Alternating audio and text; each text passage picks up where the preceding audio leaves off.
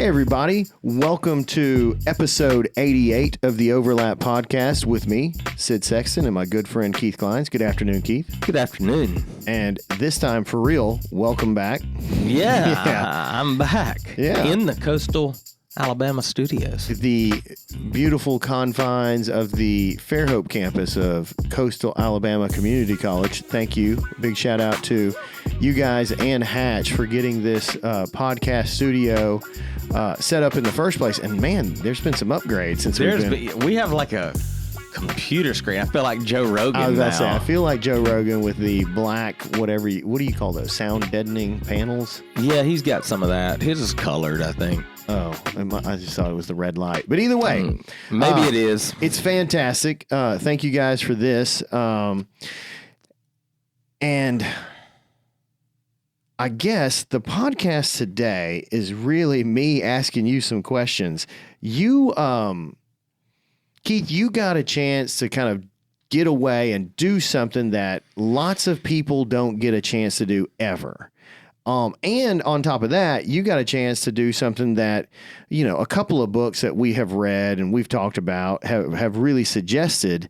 And I've never actually done this. And you went ahead and did it. And why don't you tell the audience what you did, where you were, what were you up to? So it all started with Clockwork for me. Yeah. And I think we've talked about that book. We have. Mike Michalowicz, the book Clockwork. He wrote it with Adrian Doranson, I think. And I remember reading that book. The first time I read that book, I've read that book probably 3 times because I think it's a great book. He asked the question in the book, could your business survive without you? Right. And the whole book's about prepping your business to run like clockwork, right? Mm-hmm. So was my business running? I probably read it 3 years ago, and I had to answer the first time I read that, probably like you, that no, that's not going to happen. That can't happen. I actually paid and flew out to St. Petersburg, Florida to go to the seminar, and I still haven't done it. So you're taking more action than me. Go ahead. So, well, you know, like we've discussed a bunch on this podcast, you know, anything to do with rest and relaxation, I will lead the way on that. You are the chief relaxation officer. That's for sure. But I remember reading that book the first time and saying, I laughed when I read that. Like, that ain't ever going to happen. Okay. And, you know, to be quite frank, right now I'm in a great time in my life. My kids are out of the house. I've got time. And so at the first of this year, I was like, or really at the end of last year, I was like, okay, I'm going to do it. And so I just put it in action. I wrote it on the calendar. I told my wife, I said, I'm going to be gone from this a whole month. Mm-hmm. And so that's what it is. So I'm just kind of getting back into the swing of things. And I've had time to kind of reflect on my time now and see the good, the bad, the ugly. Yeah. Was I ready? Was I not? Was my business where it should be? Was it not? Well, yeah, and that's really what I wanted to talk about today. I wanted to kind of set the stage for the listener so they kind of knew what you were doing, what you were up to, and where that idea comes from, how long you've been thinking about it, those kind of things. I will say this, and I failed to mention this as we were kind of setting this up. If you go back and listen to episode 86, it was really you driving me to the airport because I was out there too. And then you really sticking around much longer after I left. So yeah, man, I haven't listened to that episode. You said it was great. I had my concerns because I was driving and trying to figure out where the hell I was going. Yeah, we were driving over 2 snowy passes in a two-wheel drive car with a low tire. Oh, dude, it was sketchy to say the least. I drove that car all month, all over Colorado. Oh my gosh! Telluride, Crested Butte, Vail, Breckenridge, Denver, everywhere you can go in snowy conditions. Yeah, it was cold the whole month. Yeah. All right. So you had an awesome trip. You got away. What were your top 3 takeaways? And let's go order. And more there were assumptions. So one, that it was going to be easy. Okay. that I could just get away, melt into the environment, and not think about anything. Was there a pun there? Because it was cold, so it didn't melt. Maybe that's the pun, is that you didn't actually melt because it was frozen. That's right.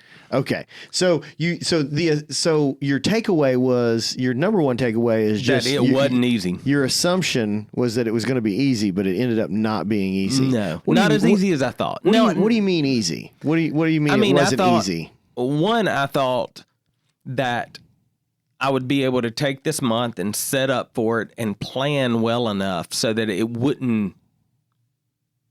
there would be no consequences. For being gone. For being gone a month. Okay.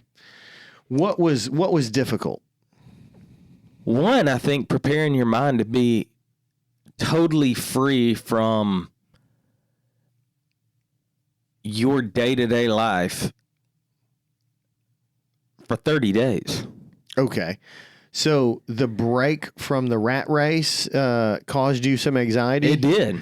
Oh, I interesting. was really surprised because I thought if anyone could do it, I could. Yeah, if there's a relaxed gentleman, it's probably you. Yeah. So, but even the relaxed master, I couldn't do it. He couldn't shake the anxiety of not having a to-do list that was knocked out on a regular basis. Yeah, I'll be real honest with you. I sleep like a baby.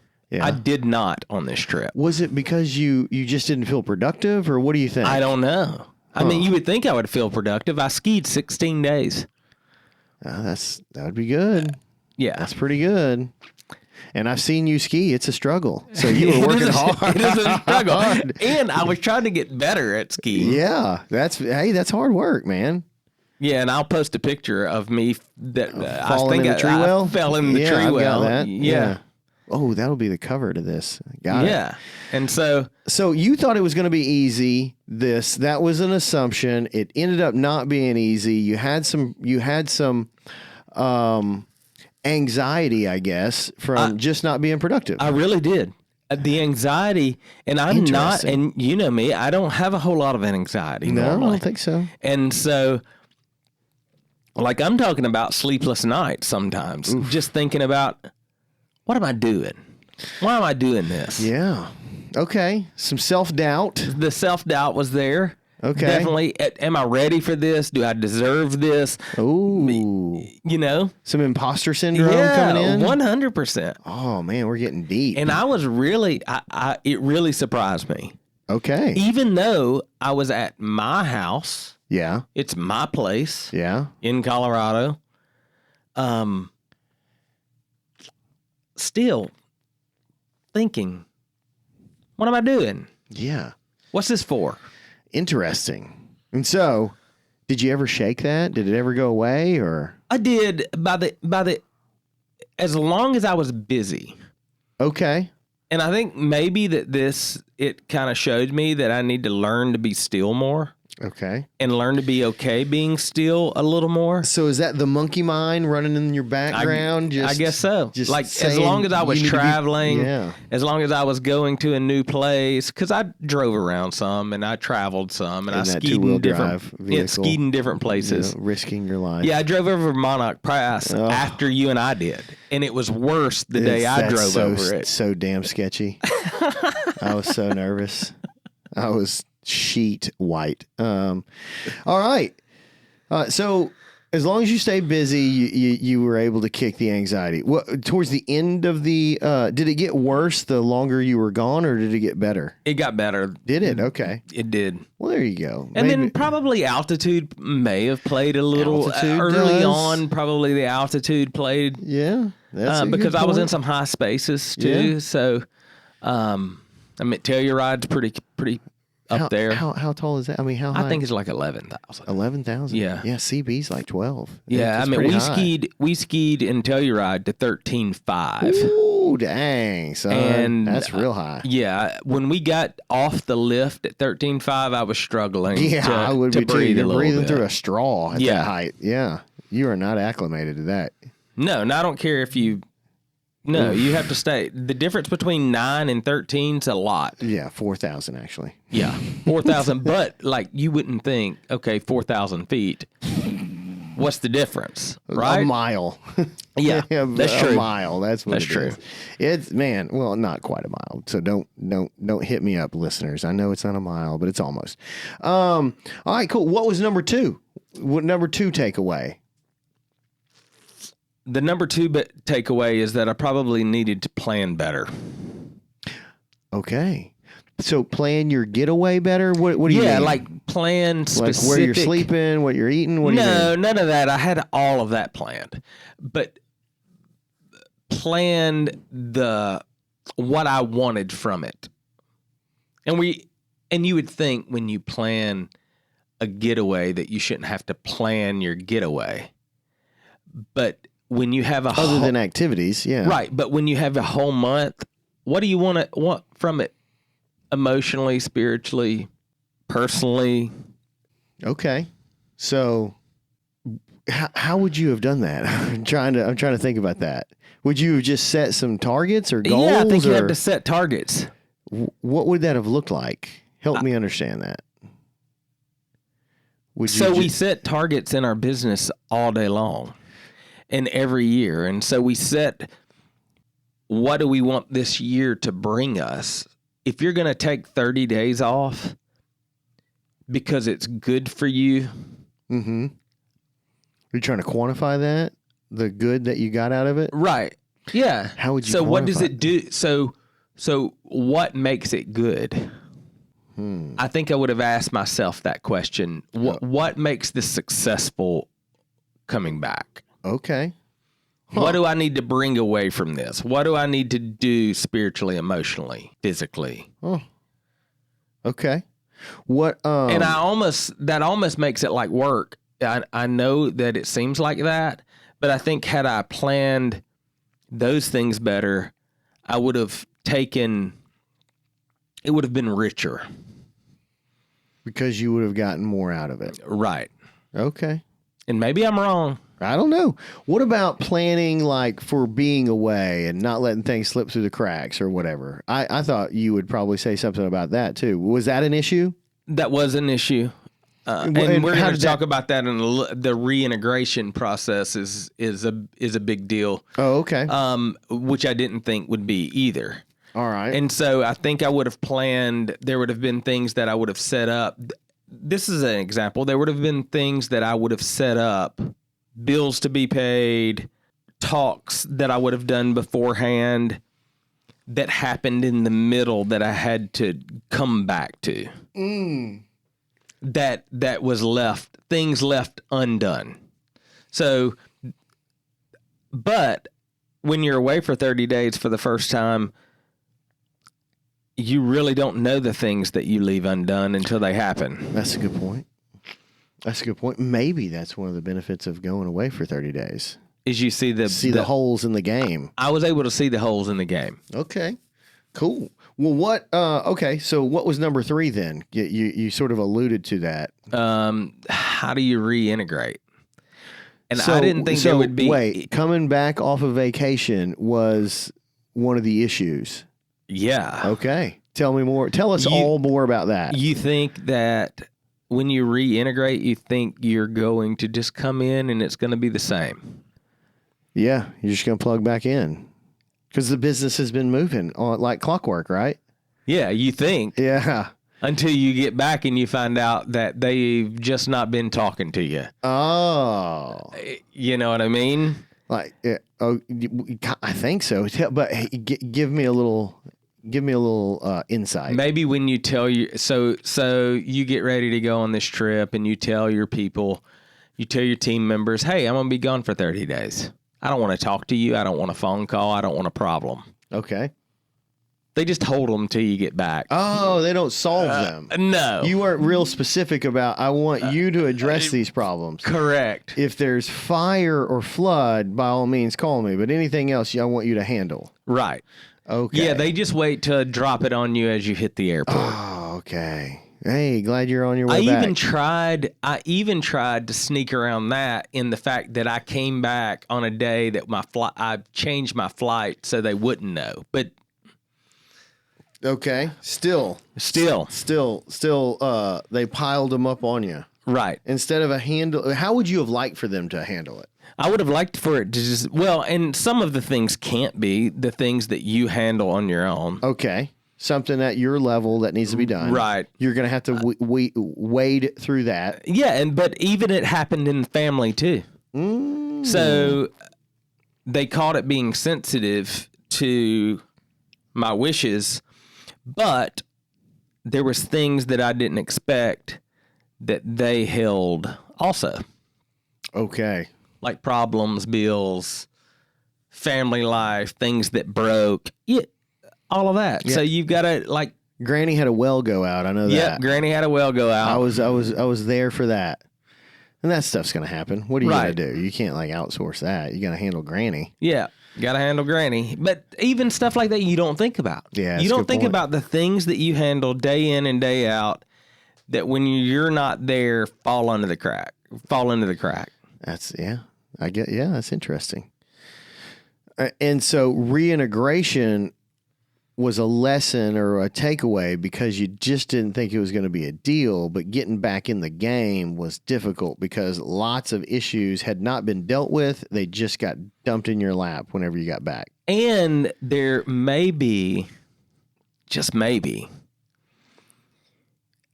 after people perceive that you've had a 30-day break, vacation, maybe there's a little animosity.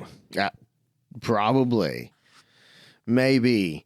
If that's the case, maybe you need to address that. Because I feel like, Forrest, I don't think he would care if Ricky was gone for 30 days. Would he? Maybe. I don't know. Maybe. I don't know. And again, that's just personality. And maybe that's personality. That's true. And so you got to remember I run a family business too. That's true too. Yeah. Yeah. So maybe they're gonna be a little more vocal with that animosity. They're going to be a little more. It's going to spill out in other ways. Right. In the kitchen. But I even think in the bedroom. Yeah, maybe on the couch. Yeah. Yeah. And that's not necessarily a good thing. Yeah. Never mind.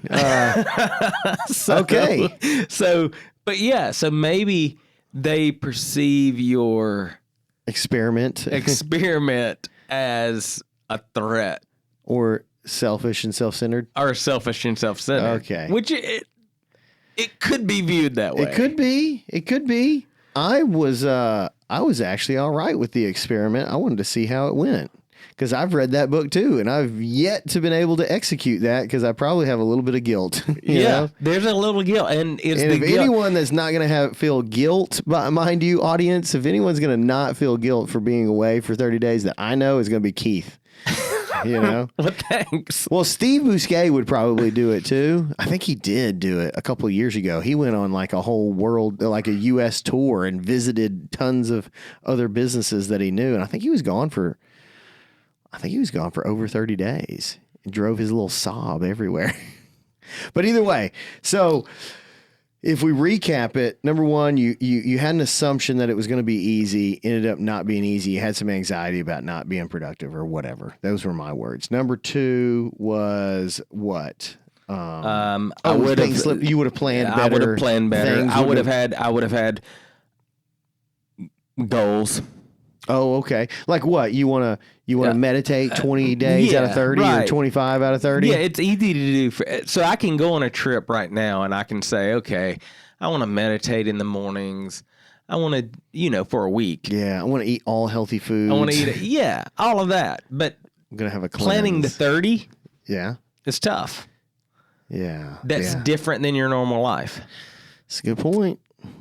Okay. And then number three was the reintegration. The reintegration, thinking that I would just slip back in and nobody would notice. Interesting. Well, so I mean, even down to that, like in the reintegration, even down to, hey, I go to bed at 8:00 or 9:00. My wife look at me and say, You've been away 30 days. I've had this place by myself. Shut up. Yeah. You know? Yeah, we need you to be a part of the team again. Yeah. And we don't care if you go to bed at 8. Yeah. We need you to stay up till 10. Right. Yeah, I got you. Yeah, stuff like that. Okay. Well, hey, all of that sounds like there were some, I wouldn't say negative, but some feedback that you got for some things that, like assumptions, that were wrong, and you didn't plan as much. Maybe you didn't communicate as much as you could have, as should have before heading out. And then as a result of some of that, when you got back, you had, a pile of issues to handle and maybe a little bit of animosity or resentment. What were some of the positives?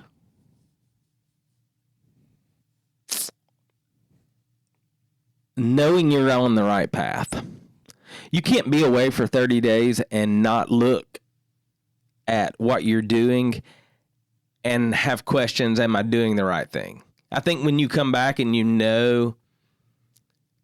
one, you missed it, 2, people need you, and 3, that you've searched yourself to see, am I doing the right thing? It gives you a confidence that you didn't have before.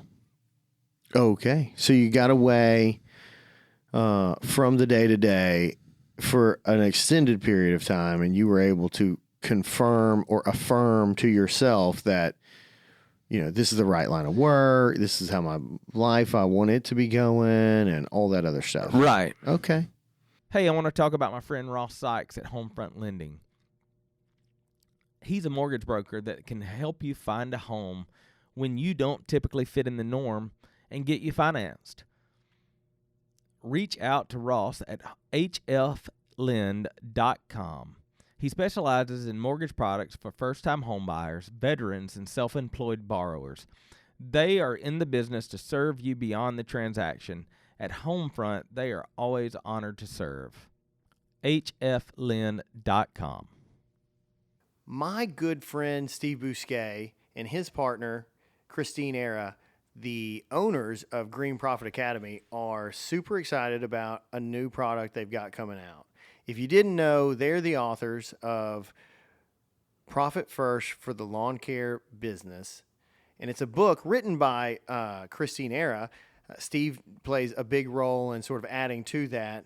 But they've got that book. It's already out, but if you're an audiobook listener, and you just learn better by listening, they've got the audio version coming out, and I think this is really cool. They've got Christine Era narrating the audiobook, and she does a really good job. I've heard some clips of it. It's pretty fantastic. And Mike Michalowicz, the original author of Profit First, he reads the foreword. And so they've got a book launch that's going to come out on their website, Green Profit Academy, and you should stay tuned for more information about that. They're going to have some giveaways. They're going to have some other special deals going on. But the book itself, the audio book, will come out September 12th, so please be on the lookout for that. And if you need some help with Profit First for your green industry business, please give them a call or look them up, Green Profit Academy. Thanks so much. Okay, guys, everyone knows if you're a business owner, a business leader, or you're just a person in the world needing help with accounting, you need a real partner. You need someone that's going to listen to you and not just plug numbers in to make their job easy to do your taxes. At least that's what I want. I've been through a lot of accountants in my life, and I have yet to find one even remotely as good as Johnny Baranco. He's the owner of Baranco and Associates, and he's the kind of guy that really doesn't manipulate your books to make his job easier. He really is trying to give you insights into your business or into your financial planning world. Whatever your goals are, he's there to help. And so I just encourage you to give him a call. Baranco and Associates, look him up online. It's barancoandassociates.com, and just see if he can help you. He really is the accountant that I recommend to everyone, even before he was a sponsor of the podcast. So please, if you need an accountant, just do yourself a favor and give him a call. Fair enough. Yeah, and being needed, and this may show you some of my like insecurities or whatever, but being needed's kind of cool. Yeah, well, I don't know that that's insecure. I think that's everyone. The fact that your family needs you, the fact that your work needs you, the fact that like I say all the time that things seem to run better like work-wise without me in it, but really it probably doesn't. Yeah, it works better if you stay out of certain things, but you help in others. Right. Gotcha. Yeah. Okay. Yeah. So I think you see what it did is it focused me on where I need to come back and really plug in. Okay. Like marriage-wise, business-wise, kid-wise. Mm-hmm. The crises that popped up, it lets you know how to prepare for them in the future. Okay. So if there's a crisis that pops up, I mean, other than the things that you can control. Yeah. So it lets you see the things that you can control and prepare for. And the cracks too, where things were slipping through, so you can prepare for that next time. So you're going to do this again? Let me ask that. I would do it again. Okay. I don't know that I will be.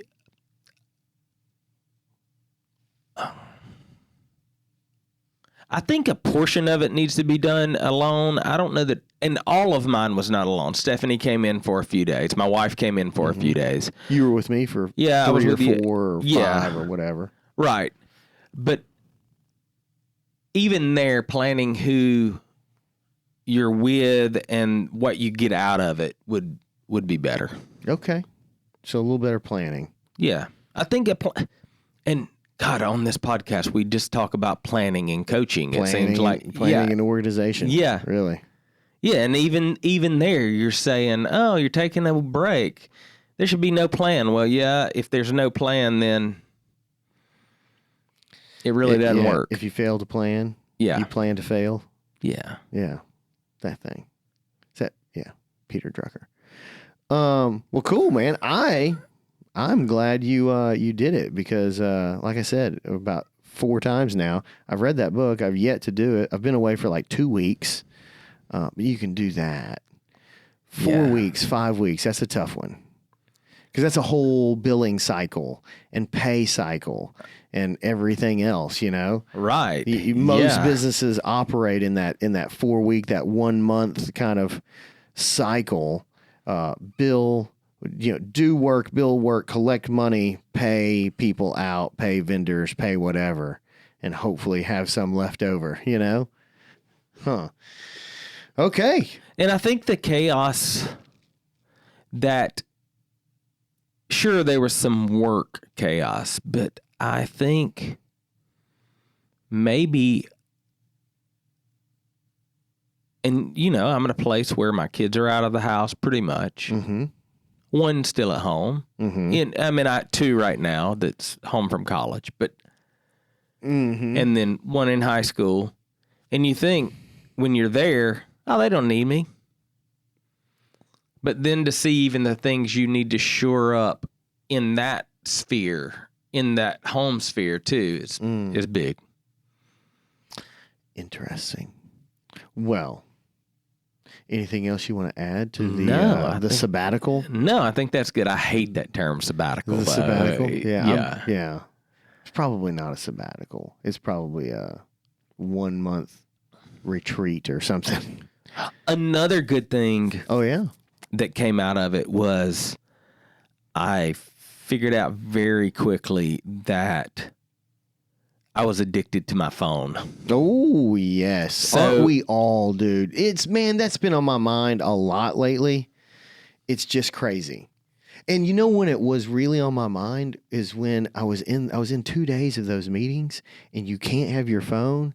And I was like, oh man, I feel like I think a little clearer, And, you get out of the meeting, you turn on your phone and you're like, oh, this is mindless, Just filling up my time with mindless Instagram reels. They're funny, They're funny. But I would just leave my phone, and it was amazing feeling. I would go to dinner when I was with people. I would go to dinner with people and not take my phone. Yeah, that's good. And did you see everyone break their phone out? Oh yeah, everybody. Yeah, we're trying to have a conversation. Then I didn't have anything to do when the other people I was being considerate to broke their phones out. Yeah, you know. Well, they weren't on. You didn't communicate. You didn't plan well enough. Right. And let them know that, hey, why don't we try this experiment? Not bring our phone, or at least leave it in the car in case it breaks. In case we get our 2-wheel drive vehicle stuck in the snow, we'll have a phone to call someone to get us out. And being in a climate that's different is kind of cool. Yeah, it's a different culture. It's a different climate, different topography, different everything. Different weather. Oh, yeah. I mean, when you walk outside and your beard freezes. Yeah. Serious. Yep. So, but I would recommend everyone doing it that can. That's a tough one, man. That's a tough one. But I did want the audience to just hear it because it's a cool book called Clockwork, again, by Mike Michalowicz, and I think it's Adrian Doranson. I know I've met her. She's cool. Her and her husband. Never mind. Long story short, we'll put it in the show notes. They're cool. And the book is good. And it really, like Keith said, it does ask you, can your business run without you? And the real test is a 4-week, 5-week cycle where the whole business goes through the whole thing. And if it works well without you, then you've got a business that can run like clockwork. But he does say in the book, you're going to have to try that a few times, to find the holes in the game and then come back, make a prioritized list and start fixing those things. So then when you go again in a year or whenever it is, you try it again and see what else works. See if you've shored those holes up. But I would consider this first one a success. Okay. That was going to be my last question. I do. I think it was very good for me to see, and it definitely shows you where you need to shore up, plug holes. Yeah, obviously. Communicate beforehand. Okay, yeah. Yeah. Well, cool, man. That's good. Anything else? That's it. All right. Well, hey, please check out our sponsors. We've got some great sponsors that make this show possible.